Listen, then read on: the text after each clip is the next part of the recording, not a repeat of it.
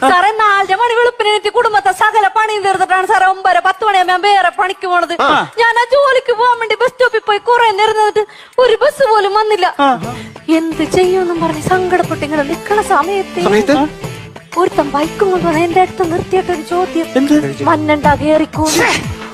പരിചയമില്ലാത്തൊരു തന്റെ വണ്ടിയിൽ നമ്മൾ ആരെങ്കിലും കേറി പോകുക സാറേ? ഞാൻ കേറി. പോണ സമയത്തേ അവനെ ഒരു ചായക്കടയുടെ മുമ്പിൽ കൊണ്ട് നിർത്തിട്ട് ചോദിക്കണ്ടേ, ചായ വേണോ കാപ്പി വേണോന്ന്. പരിചയമില്ലാത്തൊരാക്കട കയ്യിൽ നിന്ന് നമ്മള് ചായ കാപ്പിയാ മേടിച്ച് കുടിക്കുക സാറേ. ചാർജ മതിയെന്ന് ഞാനൊന്ന് പറഞ്ഞു.